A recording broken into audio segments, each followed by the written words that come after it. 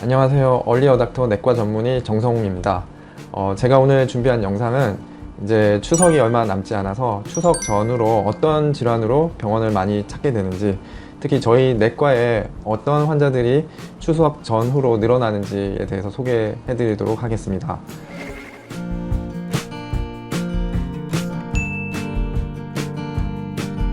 추석이 되면 저희 내과에서는 급격히 늘어나는 환자군이 있는데요.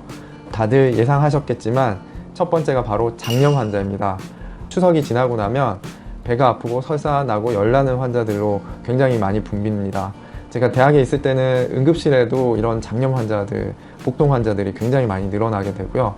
그리고 로컬에 나와서 일반 개인 의원에서도 장염 환자가 매우 많이 늘어나는데요. 아무래도 명절 동안에 이제 가족들이 모여서 저희 전통 음식들도 많이 먹지만 튀김 음식이라든지 이런 음식들이 많이 먹게 되고, 또 일부는 이제 그러다 보니까 확률적으로 좀 상한 음식이라든지 탈이 날 만한 음식들을 많이 먹고 오는 경우가 많습니다. 특히 평소보다 과식하게 되는 경우도 많고요. 그래서 장염을 비롯한 위장질환 환자들이 엄청 많이 늘어나게 되는데요. 저희 병원 같은 경우에는 장염 환자에 따른 수액 맞는 환자분들도 엄청 많이 늘어나서 추석 이후에는 수액실이 가득 차게 되는 경우도 많습니다.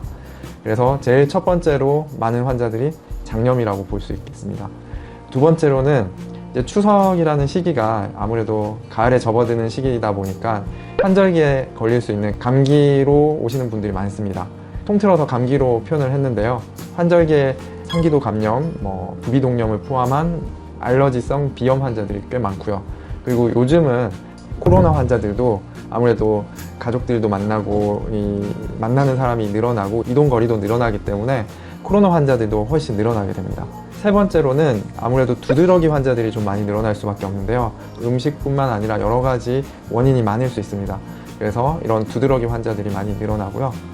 그리고 이런 질환을 갖고 오시는 환자들이 있는가 하면 또 추석 기간에 안타깝게도 사고로 인해서 병원을 찾는 경우가 많은데요.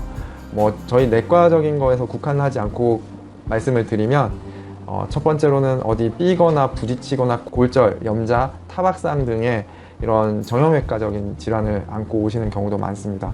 간단하게 소독해서 끝나는 경우도 있지만 심한 경우에는 수혈을 해서 꼬매야 된다든지 아니면 화상을 입어서 드레싱을 해야 되는 경우도 많이 발생할 수 있고요. 명절날 이제 장거리 이동하시는 경우도 많아서 교통사고가 빈번하게 일어날 수 있어서 교통사고로 또 병원을 찾는 경우도 많습니다. 지금까지 말씀드린 이런 대표적인 경우가 추석 전후로 해서 병원을 많이 찾게 되는 경우라고 볼 수 있습니다.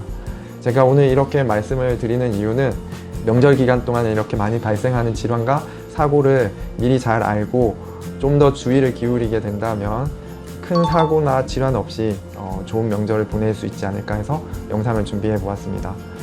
많은 구독자 여러분들도 추석 잘 보내시고요. 저희는 그럼 추석 끝나고 또 뵙도록 하겠습니다. 이상 내과 전문의 얼리어닥터 정성웅이었습니다.